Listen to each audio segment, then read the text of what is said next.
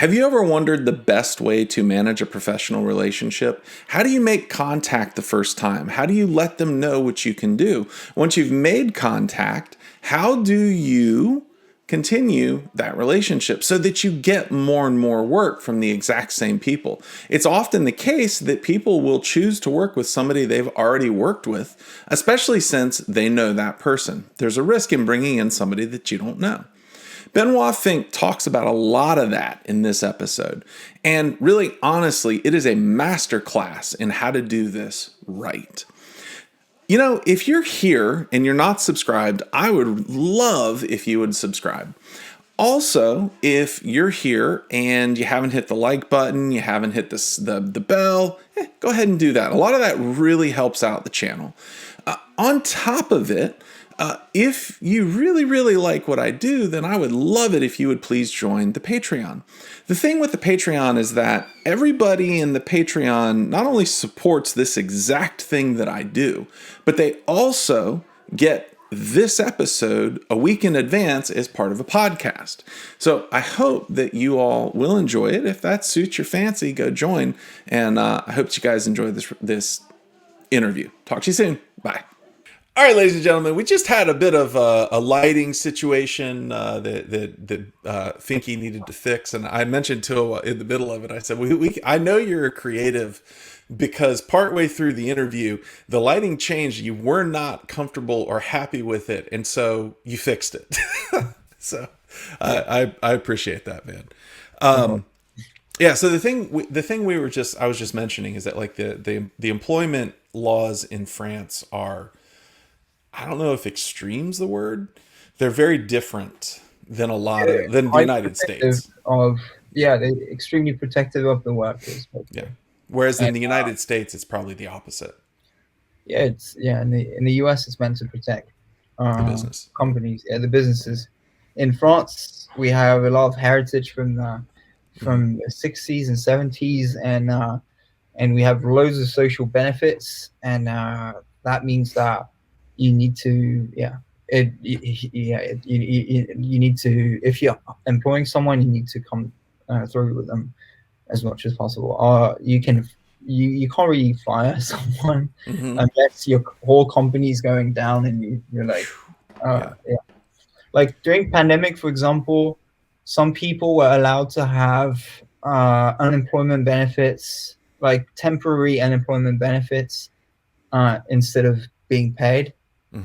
But that was an extremely extreme measure that the government put forward, where they were like, okay, we're not going to have you pay your employees. We're actually going to pay them ourselves from the money that they, because also probably if I pay someone $10,000 per month, I mean, if I spend $10,000 a month on someone, they're only going to get 5 out of it, because the rest is in taxes and everything.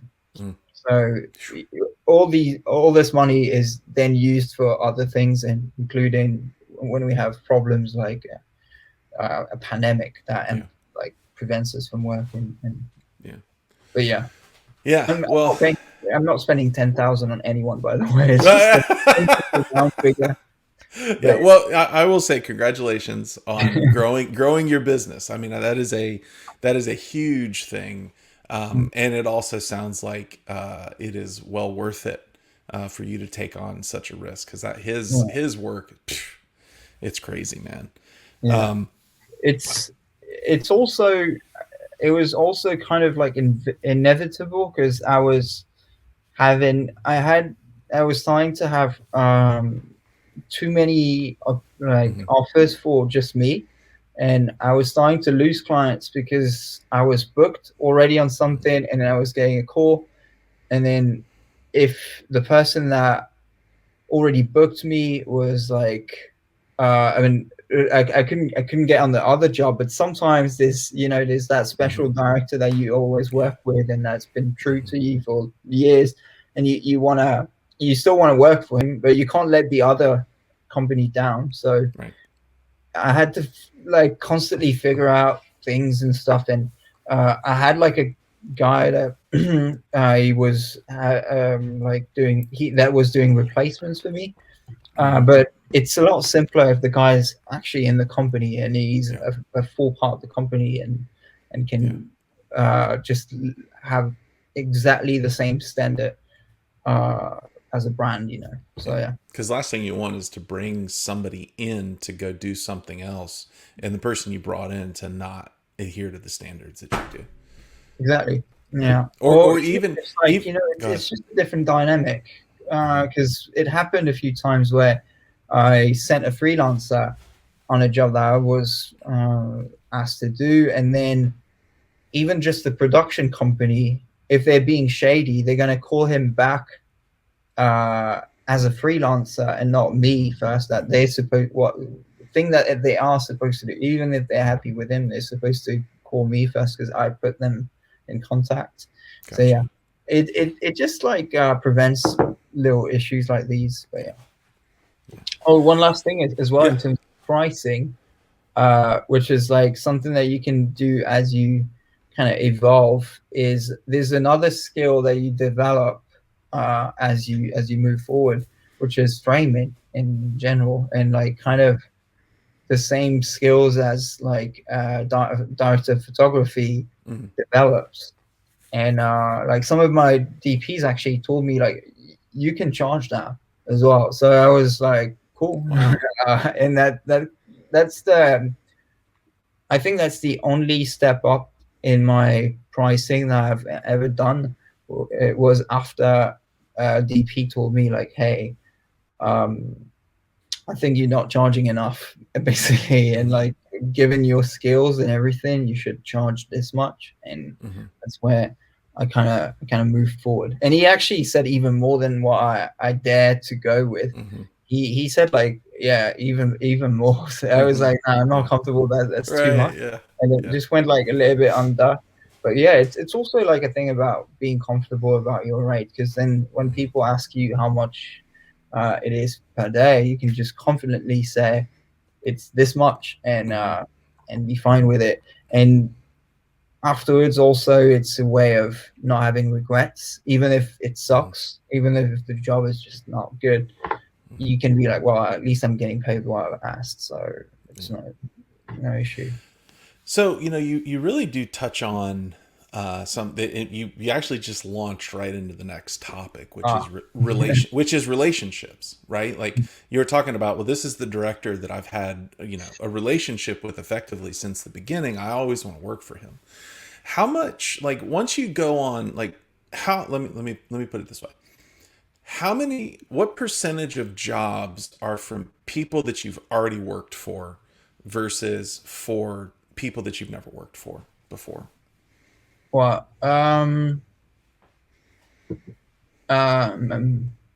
think for the last 3 months, I've only worked with people that I've already worked with before. Be it production companies that recommended me for another job, or directors of photography that had worked with me in the past. Actually, no, that's not true. Actually, I just worked with someone that I'd never worked with, but for a production company that I know. And like there's like 2 main production companies that I work with in France. And yeah, like usually if they get a job that requires FPV, they're gonna put me forward as well, because we have a great relationship. But yeah, a great tip for people that want to work in FPV in general, that I've realized a good way to explain it only very recently is, if you're looking for clients, don't approach brands. Like, don't even waste your time on brands, because the brands, they have no control over what they do in the end. To be very blunt, they don't really know what the hell they're doing. They don't know what they're shooting. Agencies, like advertising agencies, like decide on that, on what is going to be the messaging, and even they don't decide who shoots in the end. The people who decide on who shoot are the directors that are being selected by the agency and the production company. So the people that you want to build relationships with are directors of photography, which is the other part of the director, which is like the person that decides on basically the whole filming crew, and the production companies. Don't waste your time on brands. Also, because if you let's say you really talk to Red Bull, and they really like you, they want to work with you and stuff. How many times do you think they're going to work with you? Because you probably sold them on an idea of like having this new way of shooting things and so on. Red Bull is not a good example, actually. Like, let's just say like a generic shoe brand, because Red Bull has a really like Red Bull has a unique and it's also its own production company. But yeah, like let's say you've got like a food brand like KFC, and you've sold them on the idea of having FPV in their films and stuff. First of all, they don't make the decision on who shoots their film. Second of all, if they manage to push it through the agency and their directors, because they're going to have to convince like the other people down the line to use you. How many times do you think they're going to use you? Probably like once, twice, 3 times max. If they really, really like you, maybe they're going to use you 3 times. If you convince a director that it's like, I mean, what you do is worth having on a set, how many times do you think they can call quite a you? bit, because they have far more clients than you would having just KFC. Exactly. Like a director can call you back indefinitely. Literally. Like if you build a good relationship with the director, they can have you for years, and then you can just Plus, it's the coolest people to hang out with, really. So it's like I have true friendships that develop through relationship with some of my directors and just working with them. There's a lot of, like, I know in my own professional career, a lot, the work that I have now is a result of working for someone 15 years ago. Wow. Right. Where it's like, and you know, but it's like you said, like I became very close friends with this person. He went somewhere, I followed him. I went somewhere, he followed me. And we've literally worked together for like 15 years now. And it's very, and you know, keep in mind, like we're both working with a larger group of friends in general, which has its own interesting challenges. But yeah, I mean, I know for me, you know, like if I were to go look for a job right now, I would probably not be hitting LinkedIn to just put my resume out there. I'd be hitting LinkedIn to go talk to the people that I already know. So how do you begin to foster those relationships, right? Like what is the first step to building a relationship with a director? Well, for me, it's almost always Instagram. Really? Yeah, because I mean, it's a very good place for that. You write to someone if, like, for example, a new film comes out that I really like, either a commercial or a music video or something.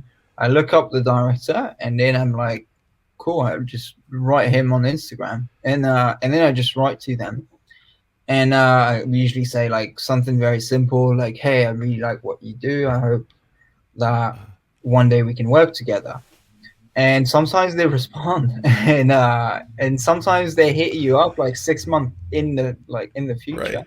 There's directors that I've never, or like sometimes it happens to me as well. I mean, I figured this out because people were doing it to me. Like some directors were like, hey, I really like what you do. And like, that's how I kind of figured it out. And there's some directors that I've been wanting to work with for 2 years, and we've been chatting on and off for 2 years, and we tried a few times to work together, and it never like lined up. But we know that one day it will, and it will be great.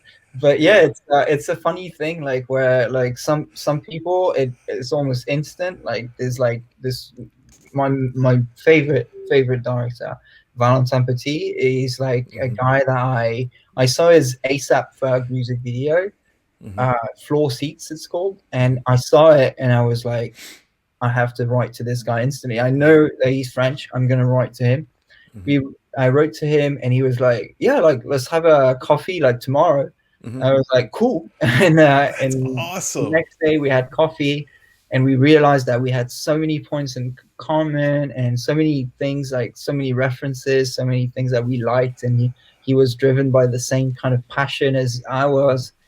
And now we've been working together for like a year and a half, and we just did 3 films together last month.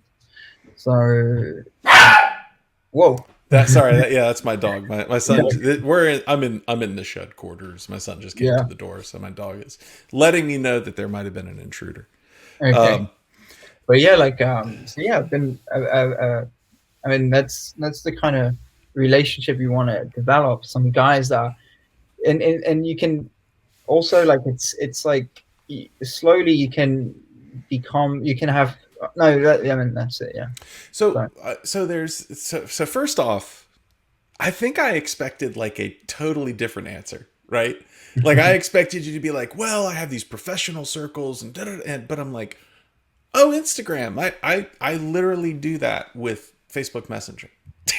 So I was a little bit shocked, but then but I'm suspicious that there is actually a step before what you're talking about. Like you've reached out, right? But what about the work that you've already done? Oh yeah. Because go ahead. Of course, yeah. But that's not how to develop a relationship with a director. Right. But of course you have to have things to show for before you actually like approach someone. So to me, it's always been personal projects. That's why I've been saying in like videos where I talk about the subject, and I try to say it as much as I can to people. Work on personal projects as much as you can, because that's where you sharpen your tools. That's where you actually develop your style, your way of working. You develop a routine. That's where you make the mistakes that you're not going to make afterwards on set. Right. Also, and I have to say that for like when Cinelifters started, I had so much demand that I immediately jumped into it. Like after I knew that my gear was ready, and I made some mistakes as well because I hadn't gotten to do like a personal project with the camera that I was using, for example, or like that. And I make some huge mistakes, but now I know them and. I'm not going to make them again. But yeah, like it's really important to have personal projects to have things to show for, things that are a true expression of what you can do, and also it's a good place to make mistakes and learn. So when a director reaches out to you and says, hey, I'd really like to work with you, I mean, do you just immediately go check out his Instagram or her Instagram? Instagram, websites, whatever, wherever they have the most stuff, basically. Yeah. And sometimes it's a reel, sometimes it's on a production company's website.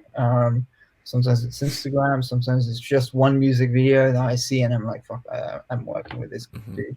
Like, yeah, recently I've had one interesting one like that where it was an artist that I was pitched by this production company that I worked with in the past, and they were like, oh, we've got like this artist, we want to make 2 music videos for her. And I looked at it and I was like, I don't know about it. Like, honestly, like, I'm not sure I want to do this, because I always like have this standard for my artist, and I only work with like some that I really, really, that stuff that I would listen to, and that was not stuff that I would listen to. And then they were like, well, maybe just check out the director's page. And I looked at it, and the guy had done crazy stuff. Like, he had done stuff where I was like, okay, well, get it now. I'm gonna do this thing. But yeah, like, he had major artists like Kendrick Lamar, Beyonce, Kanye West, Wow. Miley Cyrus, Justin Bieber, like all kinds of, and I was like, okay, well, yeah, I'd like to work with him. yeah, Yeah. I'll try that. But yeah. What so all right, so you reached out, you got the notice, you've officially started the relationship, right? Once you possibly get the work, like how do you then secure the relationship, right? Because we've all met somebody, it's like, oh man, this person's amazing, and then the rubber hits the road and you're kind of like, maybe not what I thought. Well, you have to deliver. Mm-hmm. That's the main thing to maintain a relationship, is you have to deliver. And also, it's quite simple, I think, for a lot of directors. What they want to see is people on set that want to work. Mm-hmm. People on set that are ready to lift the box. If that, they want someone that works for their film. They want someone that's as easy as possible to work with, that don't get in the way of what they're trying to make. So it is this fine line between caring and caring too much about the work, and it's and getting in the way of the whole film without realizing. For example, a lot of times I will tell my directors, "Oh no, I don't think we should do this shot this way. We should probably do it this way." This, depending on the person, can be either, what a cocky piece of shit, why is he even saying this to me? Right. Or it can be like, wow, like he actually is right, and I think we should do it this way. So based on the person, it will be different. And also, when you have like full freedom, how do you know your line and where like to stop? That's another question that you need to ask yourself. Like, I've had conversations where I was like, so, I mean, I knew that I could steer the whole shoot my way, and that's the stuff where you need to be able to kind of take a step back, because sometimes you're gonna take and in France, people say like, "Oh, this guy is taking some space," like he's taking a little bit too much space. So you're trying to you're trying to have as much positive impact as possible on the film without taking too much space. I say. Yeah. Now you just said something I thought was interesting. You said lift boxes. Like, do you mean actually like physically pick stuff up on set and move it around? Yeah, like all the time. If like it's faster for me to just do it. Like I did it yesterday, I think, 2 days ago. They had like this massive crane that was like going and stuff, and they told me, okay, you're gonna shoot at the same time as the crane. I was like, great. And then I went to the guys at the crane, and I was like, hey, do you need any help with anything? Because they had to move the whole crane through the set. And I was like, hey, do you need help? And they were like, yeah, take this. And I was like, I pushed like a whole like control station from one side of the set to the other. And then the director of photography came up to me, and he was like, why are you here? Like, you're shooting at the same time as the crane. I was like, yeah, but I knew that if I helped them out, the crane would be out faster and we can shoot faster. And he was like, oh yeah. And then I just went to my position and started working. But yeah, like stuff like this, like if you work for because when you're hired, you don't just work for the drone department. You work for the film. So anything that you can do that can make the film go faster and like make the shoot a better place, you should make it, as long as it doesn't get in the way of your own work, right? Or other people's work. Well, and that, that's I know that probably naturally I would do something like that on a set, but I also know that there would be this little voice in the back of my head that would say, maybe you're giving away too much, or maybe you should regard your work a little bit higher than picking up a box and moving it. No, there's nothing. There's no such thing, I think. Well, and I wouldn't necessarily give that voice credence. It would be more along the lines of, well, should I conduct myself this way? Like, is it right to pick up a box? And obviously it is. Like, it is. Yeah, it is, because at the end of the day, it's a whole team, and that team is just trying to do the same thing. So if you want to be part of it, you have to, you're helping out. But yeah, like to me, I'm no better than the guy that puts tape on the floor. I've literally done that. Like there were like cables, and you have to protect them with tape, and I've like gaffed them. Yep, gaff tape. Yeah. And I've gaffed them on the floor, and I was like, and I did a shitty job at it, and I was like, I'm sorry. It's really bad. I'm a drone pilot, but at least it's done, you know. Like, it's stuff like this, and people appreciate that a lot when they see that you're trying your best, no matter which department you are or something. If you're helping out, it will always like go a very, very long way. Mm-hmm. Yeah, and yeah, man, there's just like I'm a big fan of wisdom, right? Of somebody that gives you just a simple statement that is just like it makes so much sense. I'm sitting here going, oh yeah, well of course if you help out, people are going to appreciate you more, right?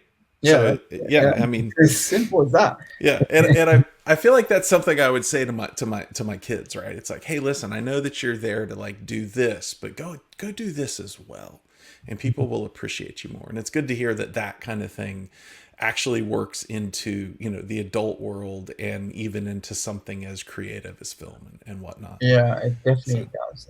Yeah. Definitely. So once you've gone on set, so you've started the relationship, you've now effectively established it, where you've gone on, you've done the work that they asked you to do, you've done it sufficiently so that you can say you've done your job. How do you then continue the relationship after that? So one way you can, I mean, first of all, most of the time I just say that I really enjoyed working with them, and I hope that we get to do it again.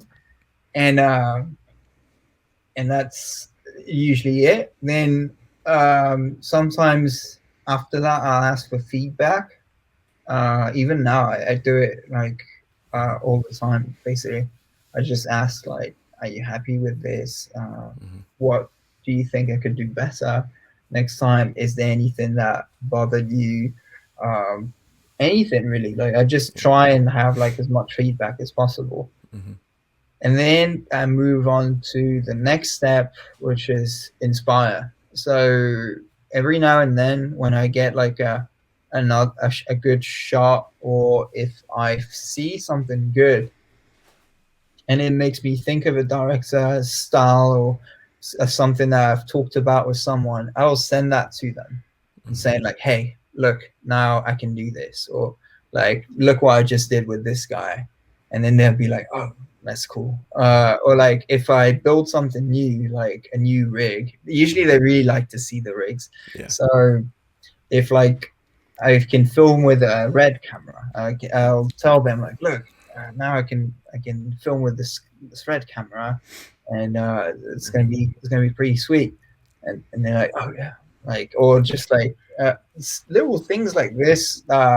We'll give them ideas for the next shoot, and down the road you're gonna get more work, just because you're constantly like just trying to inspire people and feeding them new ideas and things, and then they start seeing you as more than just the drone guy. They start seeing you as like someone that's part of the team, someone that cares, a partner. And yeah, like I was talking 2 days ago, I was talking to a Steadicam operator / like full-on camera operator, and we realized that we had kind of the same relationship with directors and director of photography, where we would like feed them stuff and just show them different things and different techniques that we developed, and that we were like considered kind of the same way, where like you rarely see